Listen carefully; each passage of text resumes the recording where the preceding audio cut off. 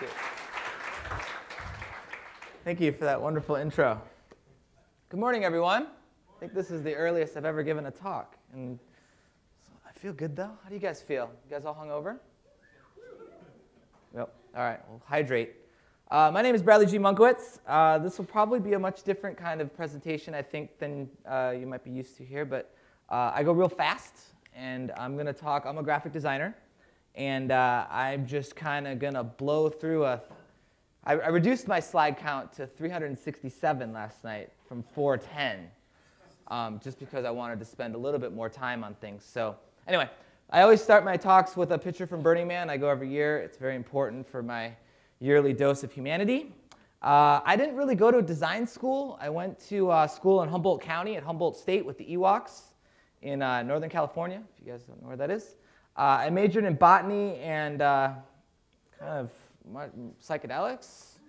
And then after I graduated, I was shipped off to London. My first job was with a company called Virtual. I'm the dude taking off all my clothes because that's kind of what I did in the woods a lot. And that's kind of where I really learned graphic design, and kind of started doing the GMUNK thing.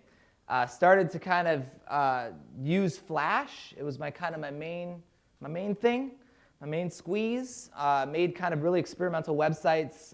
Really loved taking my kind of toys and kind of whimsical nature and putting it on the web and creating these interactive experiences out of it. I love toys. I love little figurines and wind-up toys especially. There'll be more on that later.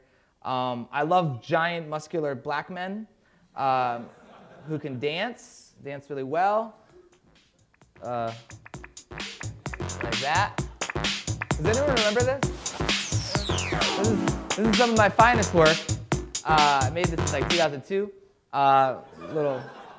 Let's just take that in for a second. Early kind of work that I would do in graphic design was very inspired by The Attic and Designers Republic.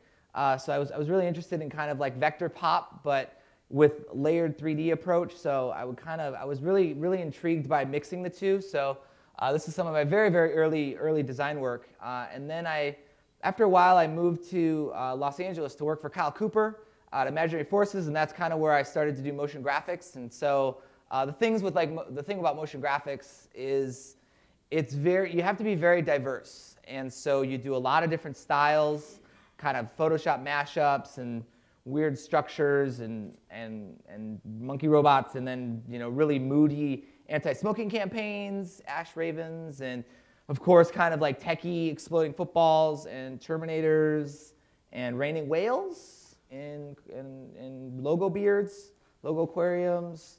I like to draw things. I like to draw asses and characters.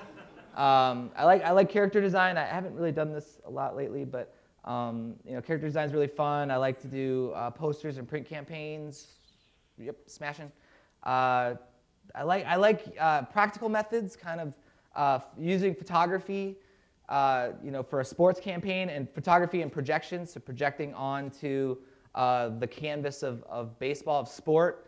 Didn't win, we lost, but it was an interesting approach. I like this one, just kind of really taking the tactile nature of the sport and projecting on the glove and getting all the nice details of the leather and showing the footage that way. I like dance parties in the desert. I like techie shit. I love geometry, much more on that later. Type. So this is all just kind of showing you this array just to kind of reiterate diversity. Diversity is where it's at. That's kind of what my talk's all about, is diversity. I feel like you can become stagnant if you don't kind of try new things and challenge yourself to make yourself uncomfortable. And that's kind of what I've done all my career. Personally, I think all this work kind of sucks, but I want to show it to you. These are some of my favorite animated GIFs on Earth. Anyway, wake up, people. It's time to wake up. All right, we are 59 slides in. Here we go. So this is techie kind of graphic design-y grid layouts for logos, and this kind of work that I would do in really techie kind of fibrous techie shit. I don't know how else to say it. Is work that got me noticed. Oh. here we go. I want to say one thing about this for all you UI designers out here. The grid. We can talk about the grid for a second. The grid is kind of, if you look at these slides, they all share the same grid, right? All share the same grid.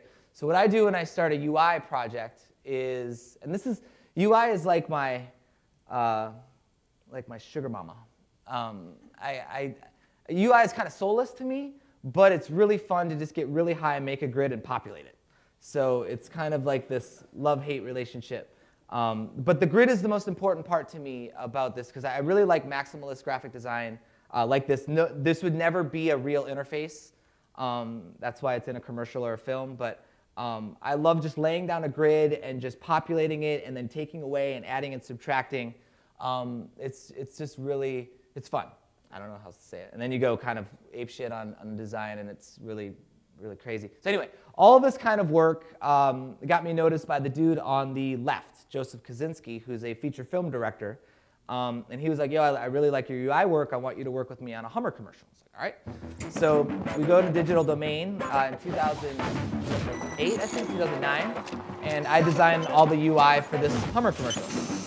And you know, he's directing Digital Domain's VFX team and kind of a heavy-duty thing. But it was an experience that introduced me to the world of like high-end visual effects, right? And so made a lot of logos for this project. And then you know, we did that project. We had a great time. We loved each other. We're very different, but very similar. And we really had a good time working together. So he calls me up a couple of years later, and he's like, yo, you know, I'm directing this feature film. It's a sequel to Tron. And do you want to make all the holograms in the movie? And I was like, well, fuck yeah, of course I want to make all the holograms in the movie. So, so I go into Digital Domain for a year, and we make a lot of holograms together. So I'm going to show you a little montage of all those holograms.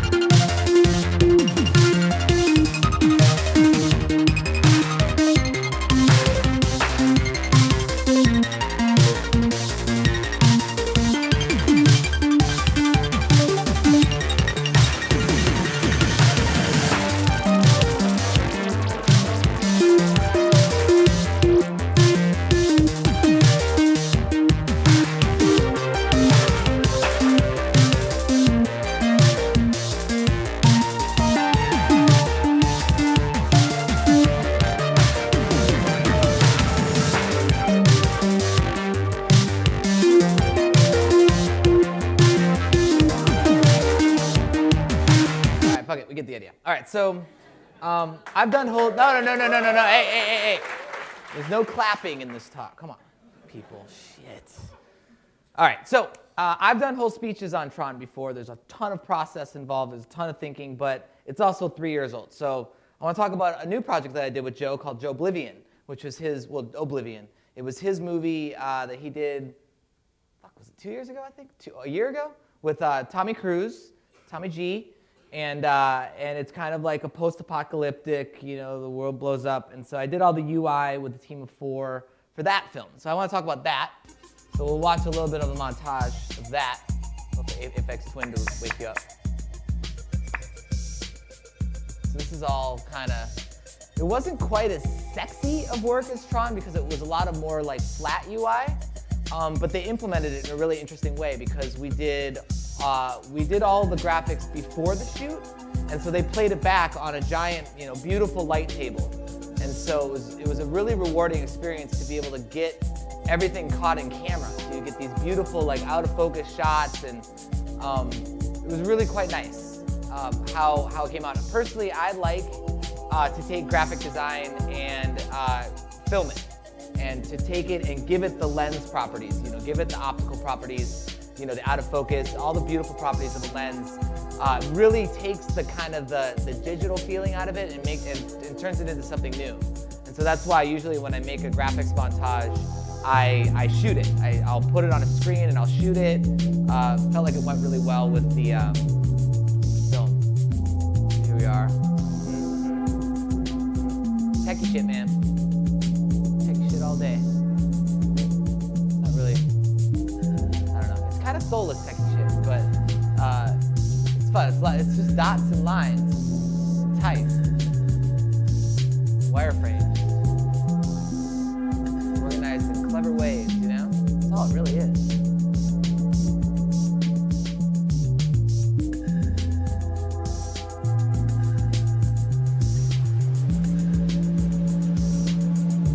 Show you the bubble ship, and then we'll move on from this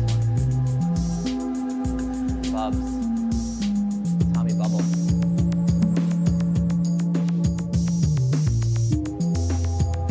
There's Bubs.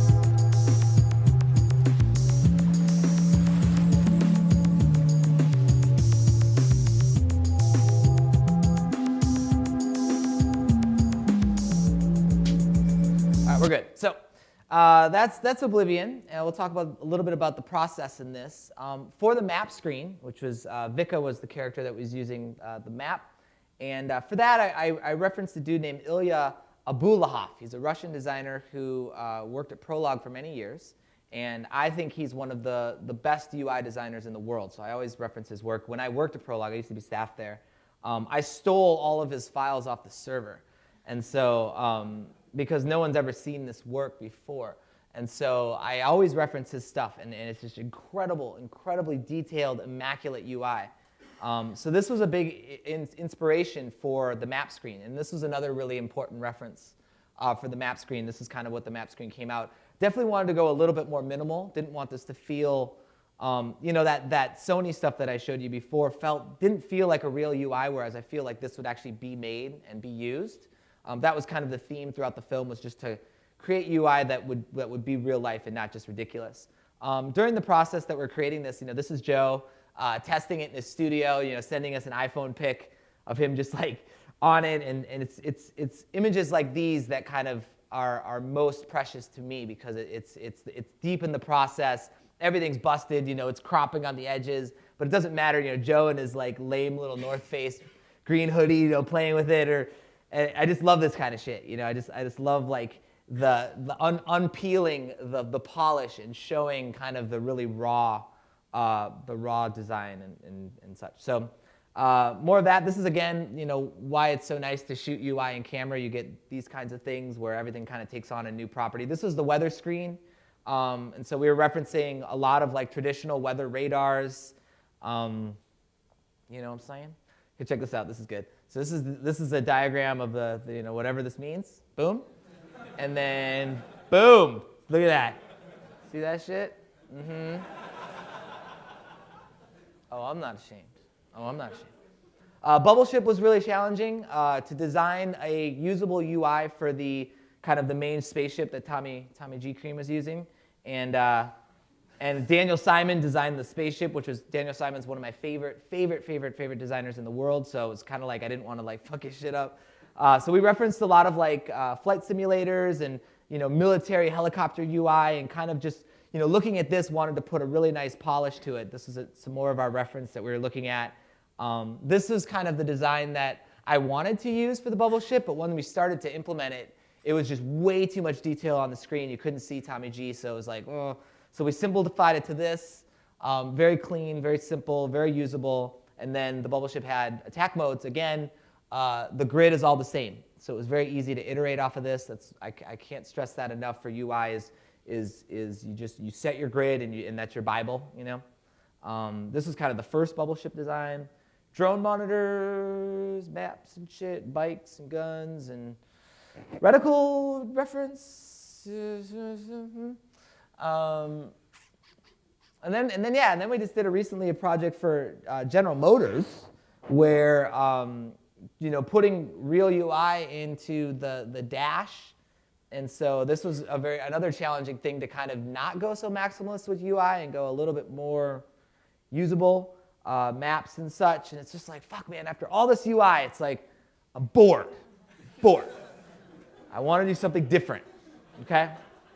Sorry, this is one of my favorite slides, so I'm one of my favorite slides. What an incredible meme. Okay, so after all this UI, it's like, holy shit, I can't stare at dots and lines anymore. I want to do something else. So this is a personal project that I want to share with you. A lot of the work I do, I work very hard and I do client work, but I also do on the side, I do personal work all the time. All the time. There's never a moment where I am not doing a personal project on the side. It's just the way it is. I'm 38 years old, and it just doesn't fucking matter because I need to do that. I need to keep that like side affair. I need to have an affair always because it just keeps the fire going. Because when you work on client work, you put your heart into it, but it's not yours, and it never will be yours. And people get really butthurt when they really want something to be theirs and the client doesn't let them do something and they get spun out. You need to take a very detached. You give 100%. We're professionals, of course, but it's not yours, and it's these projects that are yours. These projects that speak to your flavor. That's my rant for that. So this is a project that I built with my friend Michael Fullman, who lives in LA. He's a lighting designer. It was actually a print campaign for a design conference in Amsterdam. And at the time, I was really obsessed with the movie Enter the Void. More on that later. And wanted to build this kind of triangular light tunnel. And Michael is a VJ and lighting designer, so we ported a bunch of textures into his VJ software. Got my DP Kevin to come through with an Alexa and then a really nice 40 megapixel Nikon camera, and that was kind of our setup. It was really nice. Legit setup, and so I just want to share with you. This is what it is.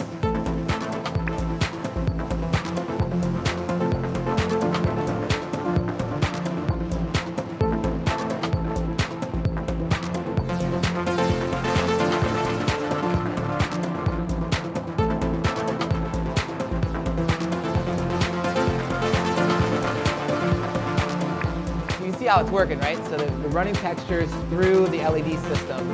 I love the idea of really simple graphic design and animated textures driving something else. So there's another project I'm not going to show today, but I made a 13 by 13 foot grid, light grid that would fill this, not the whole room, but pretty massive, with a simple 512 by 512 texture. And I love that idea. I love taking graphic design and simple textures and then putting it somewhere else. Here's all this fucking ground.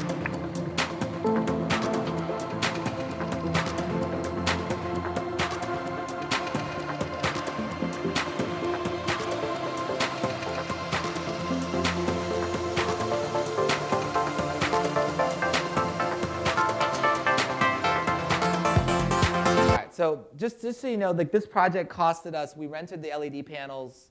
The whole thing probably cost us $900, not much. And pulling favors and just when you want to do something, when you want to make something, you can kind of just do it. You just make it happen. You pull favors. You got friends. You know people. And it's just, if you want it to happen, it can happen. And I know that's really preachy, but it's kind of just true. It's just, I've had friends make music videos in a week because they wanted to. They just wanted to fucking make something and do something and gather people, pull favors, and shit happens. So these are all the stills. Anyway, that was my preachy rant. These are just some of the stills from the Nikon camera. Collaborated with my friend Brian Gossett, who lives in New York. He's an amazing type designer, to do some type lockups for the conference. And then here's the poster. And here are the speaker badges. And here is the program cover thing. And all of it is just kind of explosive stuff. And so recently I moved to San Francisco. I lived in LA for 7 years. That's kind of why I was doing all the Joe stuff and the techie shit and film stuff, whatever. I moved to San Francisco the beginning of last year to be close to my family. My family lives in Sonoma and in Oakland, so I wanted to be close to my dad. He's getting up there in years, and it's just felt like the right time to move up there. San Francisco's been really interesting to me. It's kind of a kind of a freaky place. Everyone's a swinger and a burner. They're either like swingers, burners, or like tech douchey entrepreneurs. So you can kind of figure it out. It's kind of a really interesting mix. The city's changing a lot because there's a ton of money. Google owns everything. It's weird. It's like you get away from the celebrities and all that shit in LA to go to like this weird like tech explosion. Anyway, the good thing about San Francisco is a company called Bot and Dolly. Bot and Dolly is a very like creative robotics studio. Very, very, very innovative and clever robotics studio. They have these giant industrial arms, and they do a lot of, and they basically can control it to the millimeter with 3D software. That's very powerful. And so usually they use it for camera work. They do a lot of camera work, automated cinematography. And so when I came into this company, it was in February of last year. I basically moved to San Francisco, went right to the company, and they were doing this kind of this tech demo called Box. It was called Box Demo at the time. And basically it was about, I'm going to show you the piece, and then I'm going to break it down in like really intense detail, because it was the end of last year this happened. So let's take a minute to watch Box, and then I will talk at length about it. All right. So one thing, I want to go back to my San Francisco comment. As I was watching Box, I felt bad. I didn't mean it, douchey entrepreneurs. I take it back. I'm sorry. I didn't mean it. San Francisco is a beautiful place, and entrepreneurs are what drive our economy, and I'm sorry. I didn't mean that. Okay, we're good. Okay, anyway. It's like when you look at the dude that owns like Snapchat for something. He's kind of a dick, and he's really rich, and that's what I meant. There's a lot of like dicks. So if you handle it well, it's cool, but there's dicks. That's what I meant. So I'm sorry. Anyway, so Box. Let's talk about Box. So Box is all about the principles of magic. And so it's kind of creating volume. That's what the 5 acts are. There are 5 principles of magic. I think there's 10 in general, but we picked 5 kind of magic tricks, and that was a good way to contain all these kind of experiments in Box. And so the kind of the core essence of Box is creating volume on a flat canvas. And so this first act is called transformation. It's kind of like the intro to the canvas, extruding it out, and then love this idea of where wherever the canvas goes, it kind of extrudes out geometry. So if you move it to the left, things come out that wall. If you move it over here, it comes out that wall. So that's what this is. But also love the idea of we have this nice shaded mode here, but then we also invert it where the contents of the box become the light. And that's something I'm really, really into, illuminated geometry in 3D. It's kind of my favorite aesthetic, so wanted to push that in this piece as well. So we have kind of our shaded cubes, and then we have the illuminated geometry. Played with a lot of different styles, tried to kind of pull off the op art on the right, but with projection, when you project something and then film it again, there's a lot of degradation. And so that style didn't work very well. So here's some more. I'm huge on reference. There'll be more on that later. There's much more on that later, but I always like to share my mood boards and reference for the designs that I make. So this is kind of the reference for transformation. These were kind of the early storyboards, kind of figuring out the sequencing of how it would go. Some screenshots we used Maya as our kind of our principal renderer. We used V-Ray and Maya, and then made a lot of our graphics generatively in Houdini. Used Houdini artists a lot in Tron and not Oblivion, just Tron, and Cinema 4D to kind of do the sequencing of the textures to make the lights or whatever. I love kind of like, this is always like, as a UI designer as well, I love to like take screenshots of like really pretty curves and nodes and shit just to reference, but it's relevant. The second act is levitation, and so in this one we introduce a second canvas as the first one starts to levitate, and then wanted to kind of play with the kind of the interaction where this top canvas becomes kind of like the vacuum for the other one, so it kind of rises up to meet it. And you have these spheres that kind of have this, the gravity and attraction. Here's kind of the illuminated mode, where everything kind of turns into a tunnel, and these spheres are kind of sucked in through one canvas into the other. So there's a transference of the objects, which is a fun illusion to do. And then kind of all these spheres kind of disappear into the vacuum and come back as this giant supersphere, electrosphere, if you will, which was kind of, this is this. If you look at the reference, I always reference Maxim Chechkov. He's a Russian designer, very, very, very talented Russian designer. So he's done a lot of pieces with spheres that were really cool. And then United Visual Artists kind of was the main impetus for the electrosphere. You can see the really small ones with that sphere and the lasers hitting it. That was for their sprint campaign. Was really inspired by that. Here's some more development on that shit. Screenshots. Screenshots. Intersection. Also kind of, this is the third section. So now we've introduced two canvases. We've shown that they can kind of affect each other. For this section, we wanted to bring them together in kind of a hinge system, and then extrude geometry off of that. And so, and this was a really good opportunity to use the size. Each of these canvases were 4x7. So putting them together means that's a 14-foot wide canvas, which is really fun to do.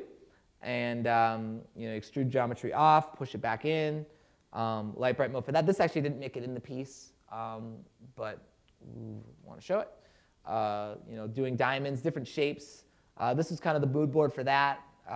Just kind of looking at how things fit together, and love this idea of with having this kind of cat's cradle. So you have these two canvases like this, and then you have all the space in between to use. So that's what this is all about. Yep. Screenshots. Teleportation, scene 4. This is kind of the magic trick, the magician on one side of the room transferring to the other. Love this idea of kind of starting off with a really simple shape, and then kind of every time it teleports, it evolves and adds one more additional shape to it to eventually form a dodecahedron, which is this, light bright. This is the first time that we introduced the floor as a canvas. So kind of love this dodecahedron going down this long tunnel, coming back, and then spilling back out into the floor. Here's the reference board for that. We actually executed this one in Cinema 4D. This is the only section that we rendered in Cinema 4D. Lots of curves. It's curvies. Here's the floor, and then the last section is escape, also called salvation. We've kind of done everything we can with the canvas at this point. Wanted to kind of do this really interesting shape with it, kind of combining this hinge system into this hourglass thing and kind of playing off the triangle motif, but also wanted to take the character and put him in the canvas. And so this is kind of our finale, if you will. Really important to kind of have a build throughout, to start really simple, and then kind of have a finale at the very end. So we put him in the canvas. Of course, there's a tunnel involved because I love tunnels. More on that later. Another floor projection, here's some of the reference for that. Was really into infinity mirrors, or am really into infinity mirrors. So that seemed like kind of a good inspiration for the tunnel. Some early design tests. The tunnel was built in Houdini. More sexy curves. Floor projection was done in cinema. Here's a behind the scenes. I'll just talk you through this. This is kind of a really in-depth look. Start with robot calibration. Getting the robots to kind of work together. Really expensive projector. There you go. Had a fucking whole truss because it's just basically a boat. Calibration, constructing the canvases at the studio. Custom paint, mounting it on the robots. There's all the guys working in Maya to do the robot moves, which is kind of how we start. We do the robot moves first, and then we do the graphic content second. So that's that. We start jamming on some shit. Making graphics. And so the key is to have the graphics and the robot moves work as one. So it's really important that the robot moves affect the graphics, and that's kind of the editorial rhythm that you establish. We mounted lights on the back of the canvases, so during light bright moments, you would actually see light emitting off the back of the canvases, which would make the light coming from on the front of the canvas much more convincing. It's just kind of that extra little touch that goes a long way. This is an important part of it. It's shooting.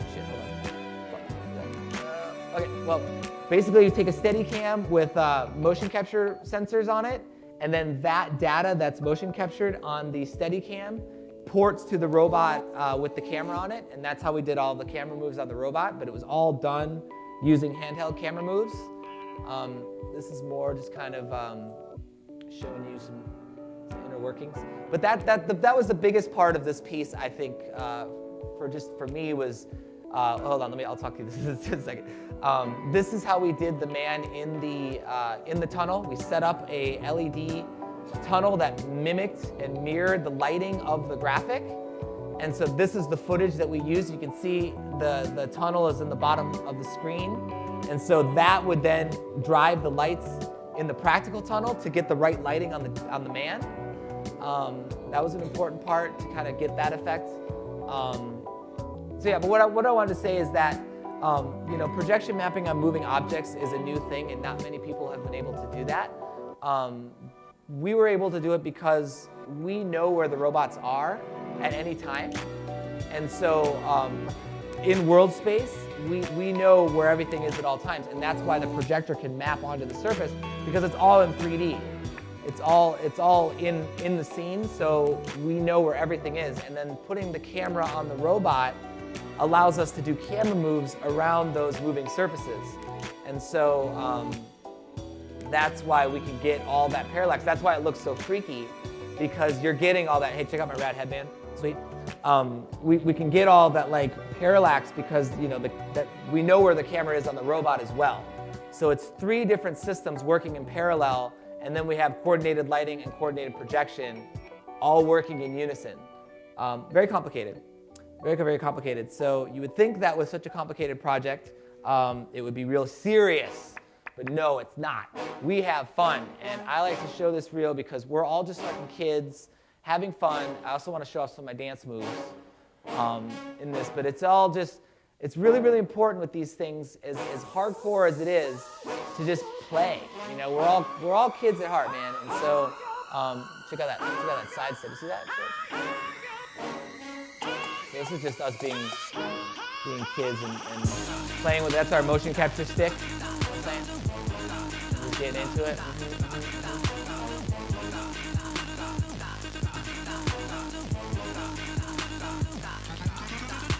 Yeah. Lots of light and robots. You can have a good time. Lots of breaking the frame.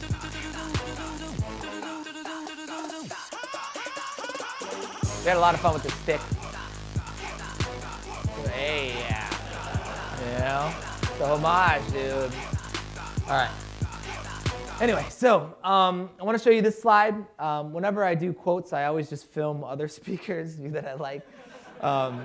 So that way I don't have text slides in my talk. I've kept it that way. So this is a very, very important quote to me. It's what I live for. Is I never wait for someone to hire me to make work. That's just, if you do that, if you wait for someone to hire you to make work, you're going to be doing this all your life, and that's bullshit.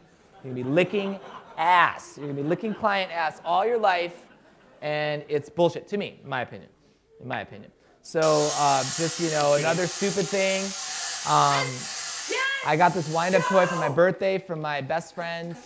He knows me very well, and again, I love wind-up toys. This is us messing around with this wind-up toy and filming it and doing a nice like rim light on it. There it goes. Yep. And so it's fun to kind of, it's an exploration on what you think this would sound like. So it's like kind of like that, or is it? It's like throaty, you know? Bassy, zippy, yeah. Or like really rough German. Or like honky shit. Like, that's my favorite. Very, very light. So this is my website, GMUNK.com. If you refresh it, you can hear all the random audio. This makes me happy. This makes me happy, man. I'm telling you, dude, my work, I could take my work very seriously, and I could come up here and just be like this dude, you know, nice little shirt. But I'm not, man. I'm a floppy, hippie, stoner, tripper kid. And on that note, let's talk about that for a second. Does anyone in the audience know what this means at all? Any of you? Sweet. Dimethyltryptamine has been a very influential substance in my design career. And it's a chemical that exists in your brain when you dream, lucid dreaming, and when you die. So when you die, you release a bunch of dimethyltryptamine in your brain, and that's why a lot of people have these really wild, you know, adventures, and then they come back. Luckily, you can smoke it, and so that I started getting into that probably like 2008, 2007. I mean, I'm very, very comfortable and believe in psychedelics as a healing compound for humanity.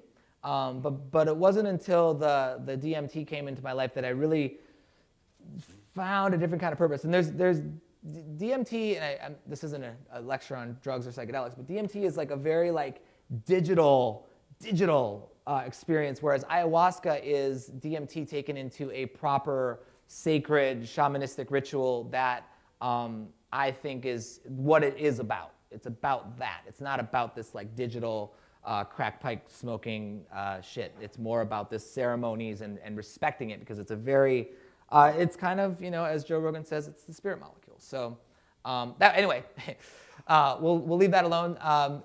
Once I got into that stuff, a lot of my print work changed, and so I was very much into op art and kind of these weird high density line work, tunnels, and kind of grid arrays. Started collaborating with code artists who would make me kind of like fractal structural things, web apps that I would use, and to create geometry that I would then kind of render in Maya. So, you know, tunnels and all sorts of things. I'm obsessed with cubes. I'm obsessed with tunnels. I'm obsessed with fractal geometry. I'm obsessed with geometry in general. Worked with a code artist in Denmark who made me a geo app. I published this on my website, and so you can create in a web app with sliders and split geo faces and make really, really high density geometry. So that's this. And then I would take that geometry and I would put a camera inside of it and put textures on it and UV map it to create these kind of works. You know.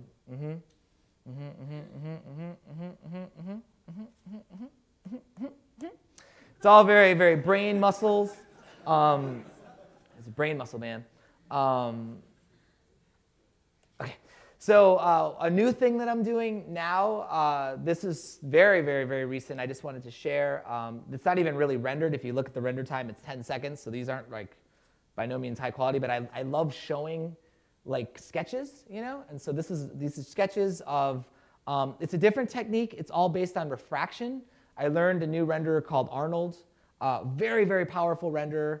And it's all based on refraction. So it's the way that, you know, it's taking op art and refracting it through really high density geometry to create interesting graphic patterns.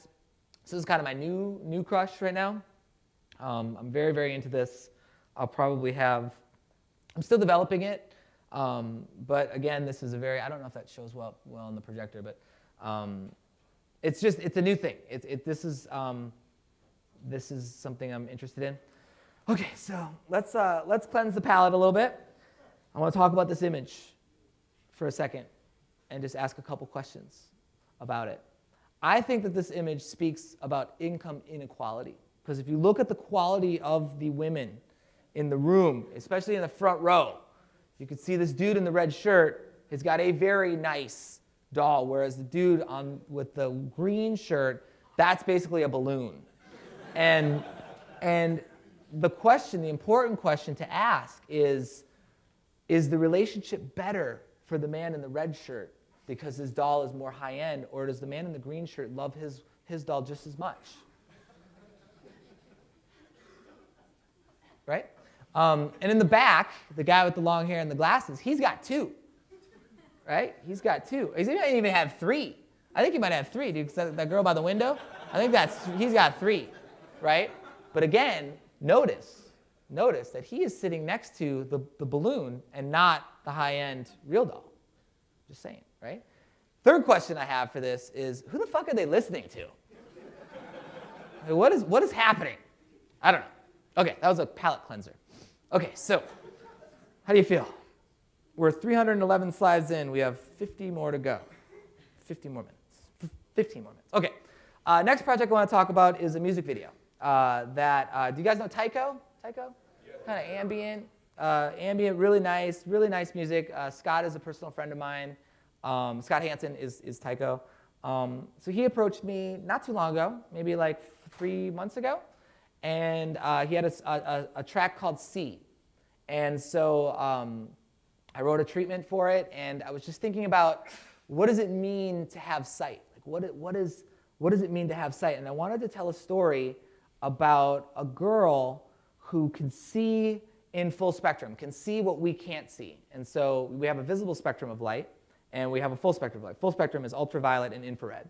And so the approach was to represent her vision through full spectrum photography. And so you can modify.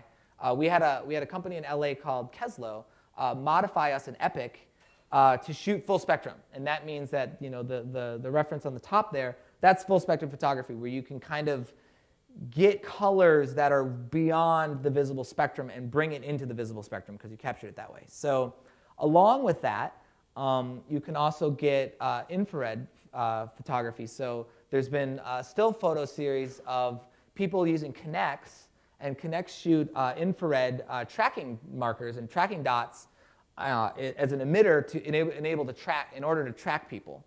And so you can see that with an infrared camera, and it creates these like really interesting dot patterns. And so the mood boards for this, I wanted to tell the story of this girl that kind of wakes up, and essentially she's seeing in full spectrum. The forest is bright red, the leaves are bright red, and she's kind of mesmerized by her surroundings. And throughout the story, she encounters this dark spirit being who exists in kind of this other plane, and only she sees him. So when we cut wide, I had two cameras, right? We had her POV camera, and then we had our audience camera, which is following the story. When we would cut to the audience camera, she would be interacting with someone that's not there. She's interacting with an invisible being. But when we look through her point of view into the full spectrum, there's this character. There's this other man kind of along the journey with her. And so we kind of tell this story of both of them. He exists in kind of this other plane, and towards the end, she finally summons him into her plane of existence, and then through their contact sends him back into kind of where she started. There's kind of this recursion at the end of it. So that's kind of the story. In a treatment, I love to be, this is kind of putting on the director hat, and I love to be really, really, really detail-oriented. So I listened to this track 1,000 times, and every beat in the song was written out, and this is what's going to happen in the edit. And that's how I approached it going into it, and I'll talk more about how that approach worked out later. But in the locations, Scott is from Northern California. I'm more or less from Northern California, so I wanted to kind of pay homage to California beauty. And so we shot in Big Basin, we shot in San Gregorio Beach, and we shot in Años Nuevos State Park, which is like this beautiful open plains. And then about the film technique, we're going to use two cameras, infrared and full spectrum, to tell this story. So let's watch this clip now.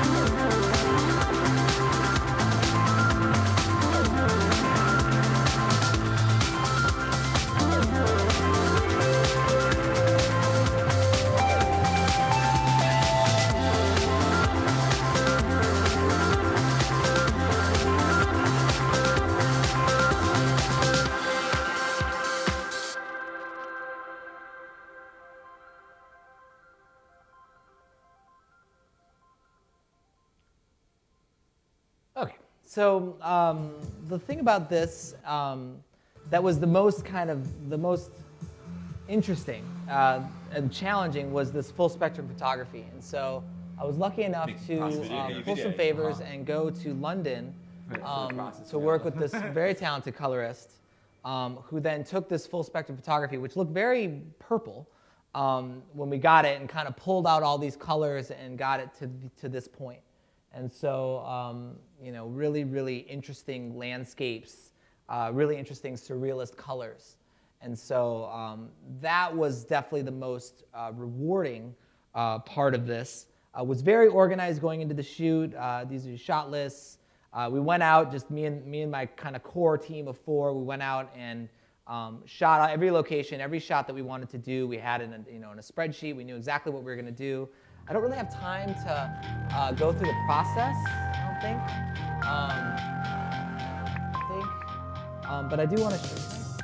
I just want to show you what full spectrum looks like before we grade it. This is all the practical stuff, which is another really fun part of the video. Projection tunnels and burning embers, and check out my kung fu. Wow. This is kind of what you saw that, but I want to show you, this is kind of what full spectrum looks like.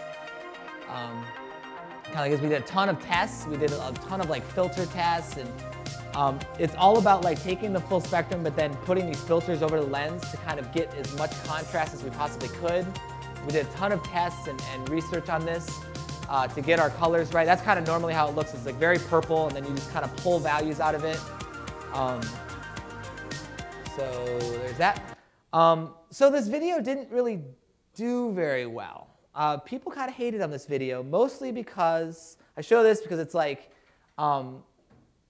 I like failing a lot, and it just burns inside, and it just pushes you to do more. But these are some of the comments that I got from it. I never really read comments, but these were some that I thought were really funny.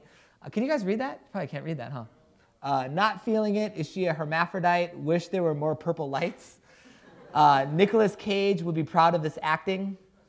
So the director told the girl not to close her mouth the entire video. That's a good one. I actually kept on telling her to close her mouth, but she's just a Danish girl. She just could never really get her mouth shut. I didn't come out right, but it's just that's the way she is, man. I don't know what else to say. This one, more overacting than on RedTube. Well done. I'm pretty positive Zach Galifianakis played the wizard.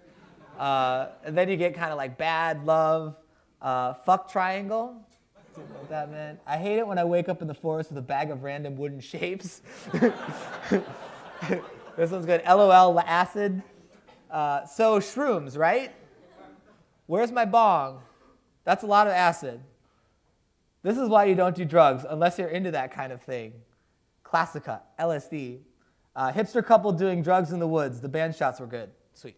So actually, I really actually like the band stuff as well, and so I'm doing a full edit now of the band. I'm not done with this yet, but it's just kind of a whole thing where you actually see them performing the whole song in infrared.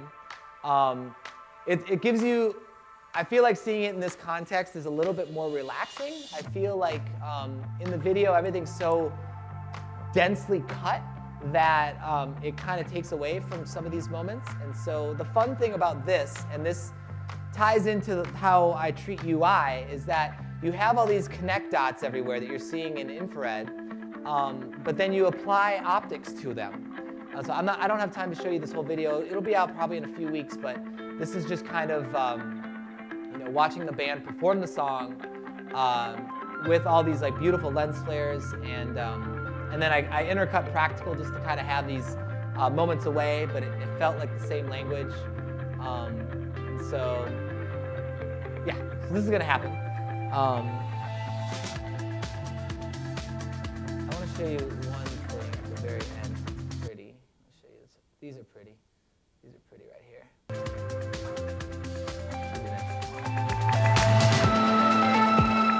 What this is it's steel wool. It's steel well burning, and then it's steel well through a mirrored chrome tube. This is a triangular tube, and so what it's doing is basically kind of doing an infinity mirror right here with embers flying everywhere. And then we get into circles. Circles. I want to show you no. These are fun. This is kind of like the pump moment. Pump. Kind of, that is steel wool on a propeller flying everywhere. So you get these like crazy embers flying everywhere. So I actually think that, look, man, I'm not big into like public opinion because it's always so random, especially on YouTube. But I definitely, I have an inner circle of friends, a lot of them directors, and they all kind of gave me the same comment on the video. They said, she's really, both of the characters aren't very magnetic. They're kind of overacting. Everything feels really excessive. You should have broken your narrative and just kind of made it way more abstract and showed less of the people and more of everything else that you did.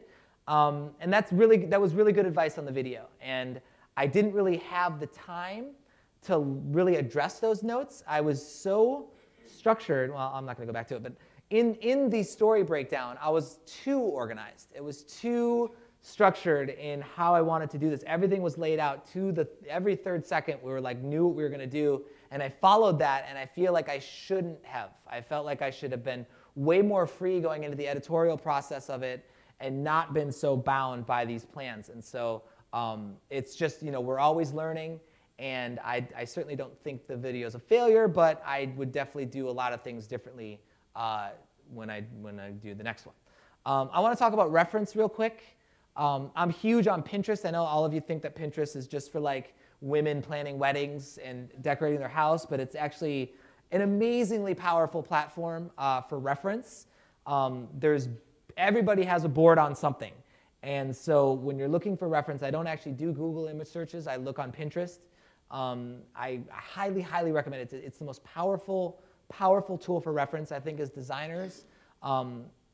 Reference is everything for us. When you start a project, that's the first thing you should do is start looking at reference, looking at everything, and that'll spark your own take on things. This is my favorite quote. About, is Jean-Luc Godard, who just says, steal from anywhere that resonates with inspiration or fuels your imagination. Devour old films, new films, music, blah, blah, blah, blah, blah, blah, blah, blah. Originality is not existent. Don't bother concealing your thievery. Celebrate it if you feel like it. I sincerely believe in that.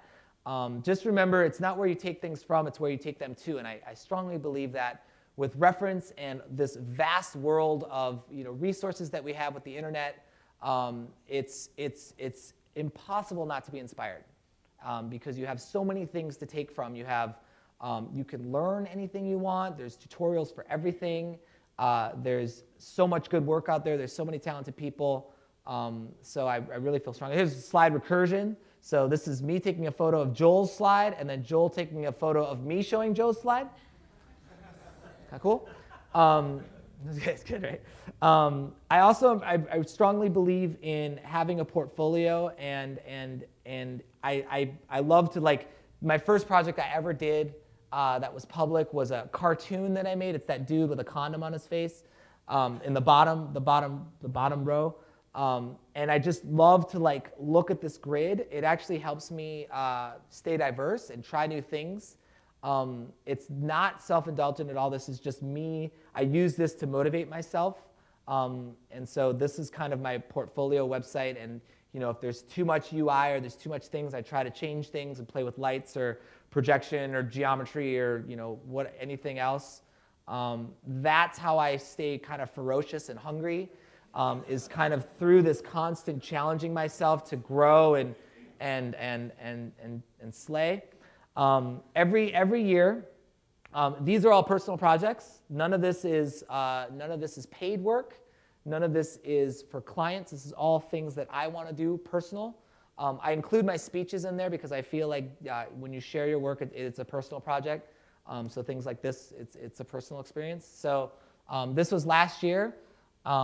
Every single one of these, man, is a personal unpaid project. Most of them I'm paying for. I just think it's really, really important. This is this year. This is about a month-old slide, so I finished the Ghostly video and on to new things. I'm shooting the Adobe logo remix next weekend, so it's just you keep on going, man. You just keep on going, and I love referring back to this list and being like, okay, what's coming up? How do I get my creative self kind of prepared for that shit? And then really simple quote that I really like is just give up the things that you do not like. Give up the things that you do not like to do. You must find the things that you do like, the things that are acceptable to your mind.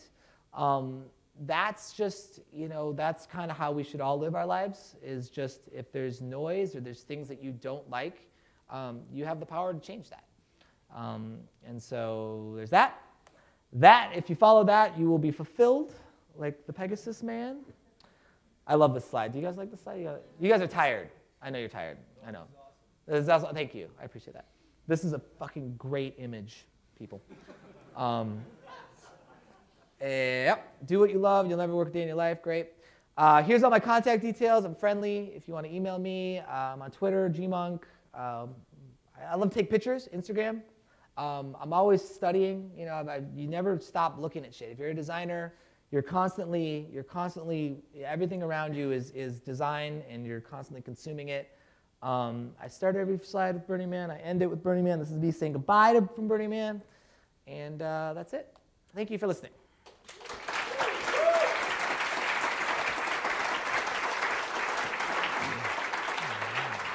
Thanks, man. That's awesome. Does anybody have any questions? Right here.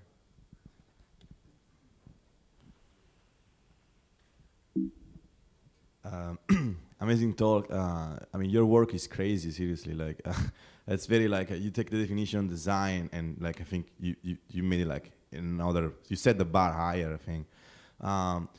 So my question is, when you were showing the UI you made for all those movies, how much real thought there is like behind those UI, and like how much like pure art? Because when you show like the diagrams, I don't know if you were joking about, but you say, look at this thing and like look at I made it just to put something on the UI. So it's like, there is any like real thought, or it's just like pure art? Depends. It depends on, in Tron, it was a different kind of thinking with the holograms in Tron, especially the Solar Sailor one where they're both kind of spinning that sphere.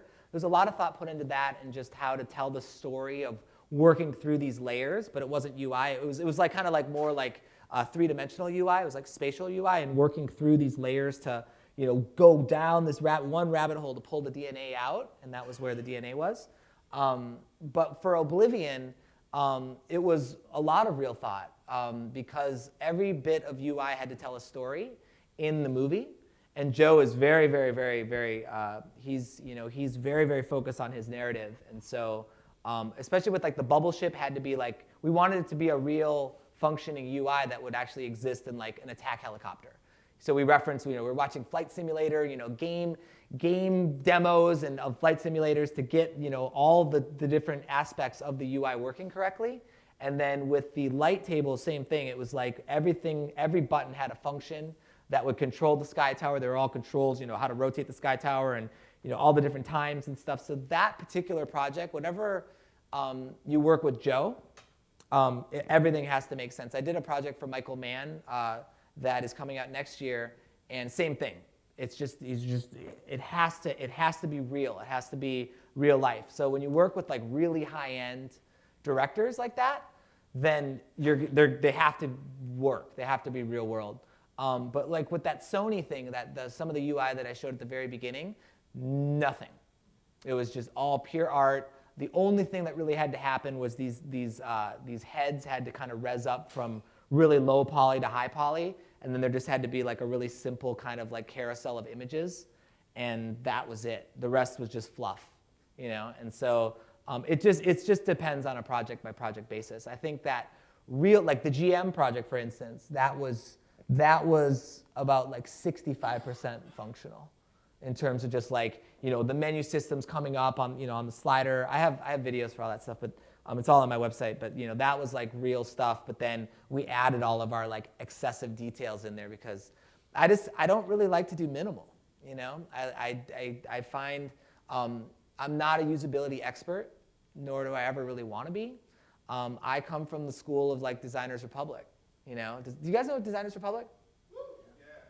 So that's my school. Like I started off in this industry looking at DR's work, and I like excess. I like maximalist kind of stuff. So I think that translates into my UI, and I'm always pushing that boundary of like how much detail can I pack in before it takes away from the narrative that the UI is supporting.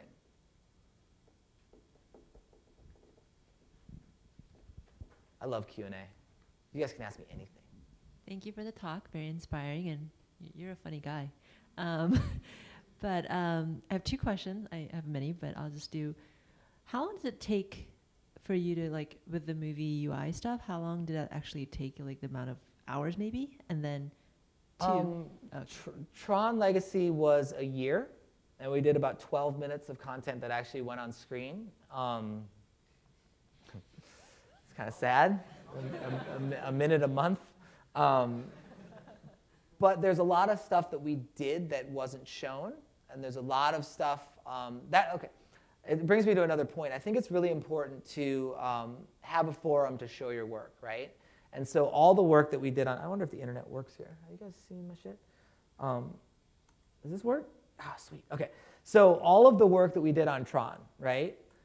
I show all of it. Like I don't just show, I show concept art, I show the systems app, I show every sketch that we do because it's all, even though this didn't get shown on screen, it's all process and it's all it's things that I want to share. And in kind of a Buddhist vein, the laws of giving and receiving, I like to give and I like to unveil process because I just like to give and put it out. Not really for myself, it's more just it's a cycle because I take so much from everything around me that I want to return that and give it back, right? So that doesn't really answer your question, but that's just, so what I'm saying is like, even though we did a minute a month on Tron, all of this work is valid. It's all worth it. You know what I'm saying? Like we developed this really crazy open framework system. Oh, you can't even see this. Sorry, guys. Sorry, I'm like scrolling and I didn't realize you guys couldn't even see it. Sorry. We developed this really crazy open framework system to make parts of the holograms. All of this shit is out there. And this is all development. This is all really, really important parts of the process. This is all what gets sent on screen, and it's seriously like 1/10 of what we did, or maybe like 50% of what we did. And so that this was a very, very long timeline. We did a lot of content. Oblivion was shorter. Oblivion was maybe like 3 months, 2.5 months before the shoot, and then another 2 to 3 months after the shoot with a team of 4. Small team, working very efficiently, not crazy hours at all, just working very efficiently. And the nice thing about Oblivion and Tron is that it's just us to Joe. That's it. There's no agencies, there's no boardrooms, there's no clients. It's just us to Joe. And that's it. And that streamlined process is incredibly important for productivity because you don't, usually with agency work, it goes you to agency to client, and there's a lot of shit that happens between agency and client that then comes back to you and is unproductive. And so with feature film work, it's usually the studio doesn't weigh in at all, and it's just you to the director. At least the experiences I've had with Joe is just us to the director. So it's very streamlined and very important to have it that way. Awesome. And my second question is, where do you get your inspiration from? Kind of like the steel wool and the embers thing. Like, how do you even think of that? And how much of it is like original versus you kind of, is it being like a practice that's in the industry? Like, oh, you can do embers. That is research. That technique has been done before. Nothing like, go back to that quote, man, nothing is original, And so that has been done before just on YouTube. We were thinking about, we wanted to, for those particular practical moments in Taiko, we wanted to Taiko has very distinct shapes in his branding. He has triangles and circles. And so we wanted to think of all these different ways to to use these really simple shapes in practical methods. So thinking about burning embers, I love shallow depth of field, and so whenever you have it, it's in a lot of my work is when things fall out of focus, they create these beautiful bokehs, and just love this idea of sparks coming at camera. I love things coming at lenses, at the lens. And so that was kind of the inspiration behind that. And then just going on YouTube. And there's artists out there that only do practical work. And so looking at their work and just kind of taking their techniques and putting it into a new context is kind of what it's about for me. None of the stuff is like, I didn't think of that technique. That technique was out there. All those techniques are out there. Everything's out there. We're in a very, very interesting time now where you can find out anything you want on the internet. You can find out anything. You can learn how to use anything. And that's really powerful. It's really powerful for artists and designers to, just to use that information to their advantage. My question touches on what you just said about learning. Your work's really diverse, and it seems that each project you do, you're using a different tool set. Do you find learning, especially 3D stuff or video stuff, do you find that in all sort of limiting, or how do you deal with learning a new tool set every time when you take on a new project? I think, and maybe I didn't make that this clear in the talk, was I collaborate a lot. Tron was not all me. I was a team of 5. Oblivion was not all me. Taiko was not all me. I collaborate with people, man. I meet people, and I have an open heart and an open mind, and I meet people who want to, like-minded people who want to collaborate. I work with lighting designers. I work with practical artists. I work with filmmakers. Amazing DPs, and so I'm a designer. And sometimes I put on a director hat. Box, for instance, Box was a huge team. I did not operate those robots. I designed it.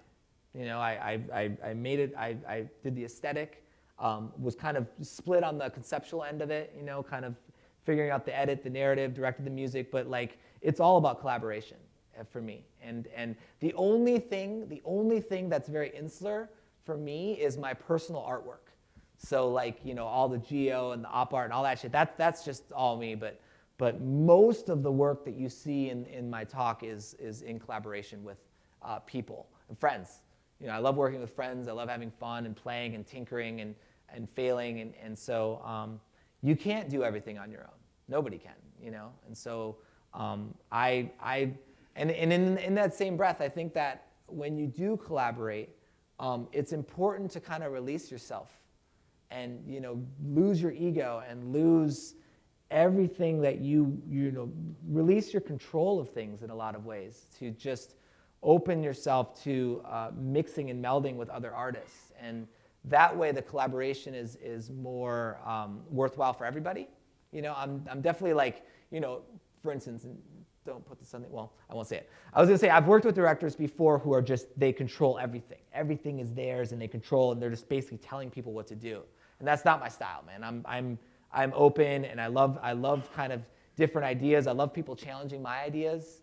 I don't really have an ego. I don't really want, it's just not how I live my life in general. Ego in the Buddhist realm is the source of all evil, and you just try to be selfless. And so, I don't know. I'm a very open collaborator, and I think hopefully it shows in my work. Does that answer your question, kind of? Okay, word. Sorry. Anybody else have a question? Up here, last one right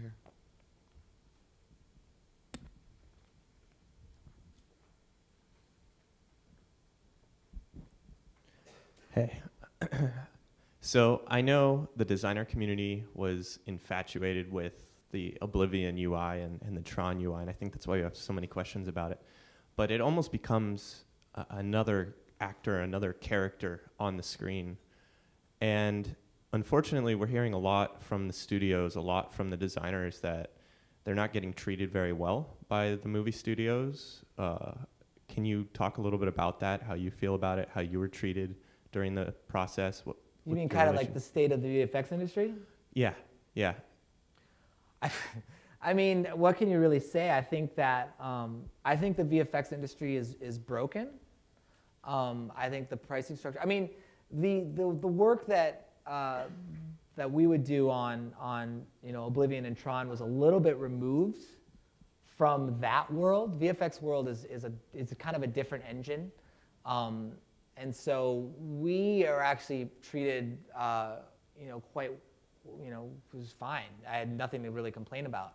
But I do know that for instance, Digital Domain, the company that we did Tron through, they filed for bankruptcy last year or 2 years ago, and it's definitely a broken model. And we all know the story of Rhythm and Hues. There was a great documentary made about it. It's sad, it's sad, but it just comes down to like there's people outsource to different countries. They do it in every industry. There's cheaper labor in India. There's cheaper labor in Mexico. There's cheaper labor in China than there are here. And it's sad. And I don't really know what can be done about it. I'm not like an expert in the field, but I recognize that it's fucked up, but I don't really know what else to say really about it. It's sad, it's sad that like a company I think a lot of it has to do with like tax breaks, like a lot of people are moving to Vancouver for the tax breaks. A lot of people film in like Louisiana right now because of tax breaks, and I think that California needs to get with it and start kind of giving these tax breaks to studios so more work can be done here, because a lot of people are leaving LA and moving elsewhere, and that's troubling, because there's a lot of amazing artists in LA, amazing, probably some of the best in the world are all in LA, and the structure of it is a little bent, but hopefully by just raising awareness about it, people can start addressing the problem. Awesome. Thanks, Bradley. Yeah, Thanks man. again, man.